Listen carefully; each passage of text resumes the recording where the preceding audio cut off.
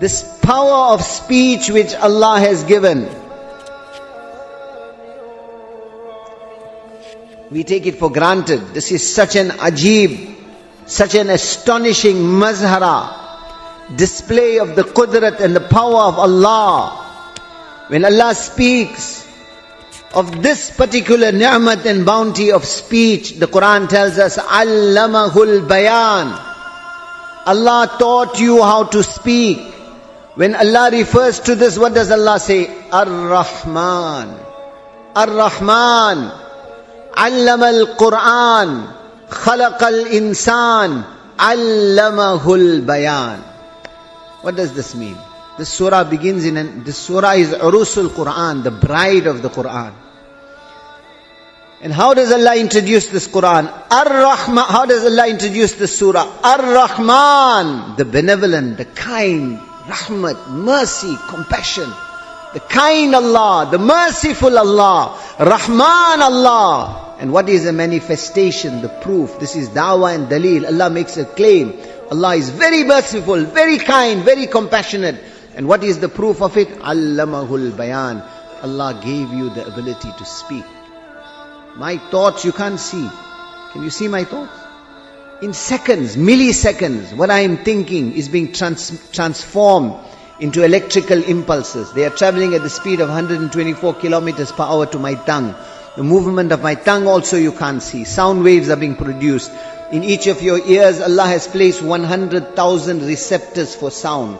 These sound waves are being carried on the shoulder of Allah's wind. They are striking those receptors. Behind those receptors are three bones, hammer, stirrup, anvil. They amplify these sound waves. Behind that, there is the inner ear or the cochlea. In it is an instrument that looks like a harp, a musical instrument. It has 6,000 strings. It sits in a pool of liquid. Each of these strings vibrate to a different frequency of sound.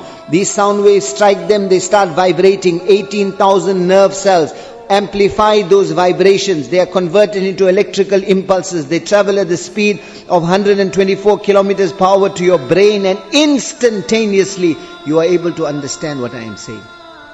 Ar-Rahman. How kind and compassionate and merciful is Allah. What a great statement of His mercy and compassion is this ability to speak, to comprehend. So do not take this ni'mat for granted. Do not take this ni'mat for granted. Do not take this ni'mat for granted. This ni'mat of speech is your Jannah or your Jahannam. I am not saying it. Famous hadith of Muaz bin Jabal radiyallahu ta'ala anhu. My Nabi sallallahu alayhi wa sallam said, guarantee me that you will control this tongue, and I, Muhammad sallallahu alaihi wasallam, guarantee you Jannah. Control this tongue, this is your Jannah or your Jahannam, he said to Muaz. Lengthy hadith, time is limited, I'm not going into the details. In that hadith, Iman is mentioned, Salah is mentioned, Jihad is mentioned. The whole of deen is mentioned, and then at the end of the hadith, Rasulullah sallallahu alaihi wasallam says, Muaz, should I not show you milaki hadal amr? What is the nichor, the essence of everything, your whole deen? He said, Bala ya Rasulullah, Nabi of Allah, tell me what is it? What is the essence? What is the one thing that I cannot leave? Allah's Rasul sallallahu alaihi wasallam, who is he speaking to? He's not speaking to an ordinary person. He's speaking to the leader of the ulama of the ummah, an intelligent person. And yet, because this matter is so important, Allah's Rasul sallallahu alaihi wasallam, Allahu Akbar, like you would explain to a little child, so no one can misunderstand and there is no ambiguity. Akhadha bilisanihi. Nabi sallallahu alaihi wasallam takes hold of his own tongue. Takes hold of his own tongue. And says, Kuffa alayka hadha, amlik alayka lisanak. Muaz, Salah, Zakat, Hajj, Jihad, the whole of deen, the khulasa, the essence. Control this piece of flesh. Control this piece of flesh. This is a snake. The poison and the hurt that this snake can inflict, this will break marriages. It will break homes. It will break relationships. It will break hearts. And it will cause that kind of damage that a person will go into the qabr also and you will carry that hurt with him. People will stop talking to one another for years because of the wound that is inflicted by this snake.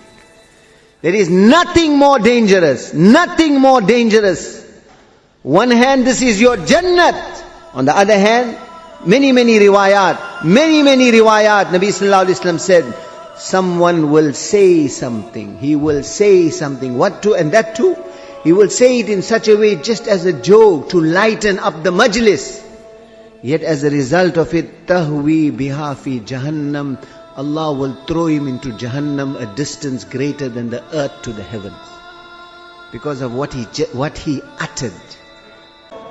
Control this tongue. Control this tongue. Control. Muaz, when he hears this, he's shocked. Salah, zakat, hajj, jihad.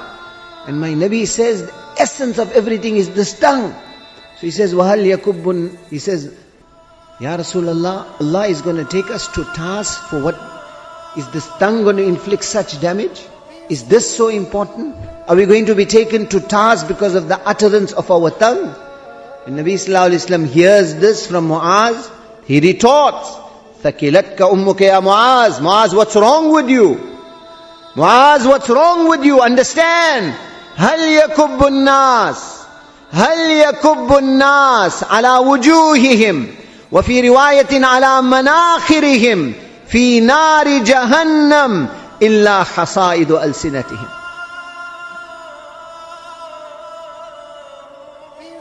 Allah's Rasul sallallahu alayhi wasallam says to Muaz, Muaz, there is nothing, not zina, not sharab, not qatl.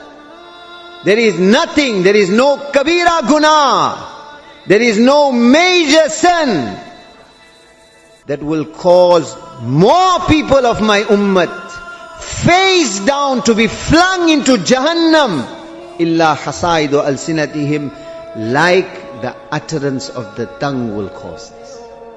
Like the utterance of the tongue will cause this. This is your Jannat or this is your Jahannam.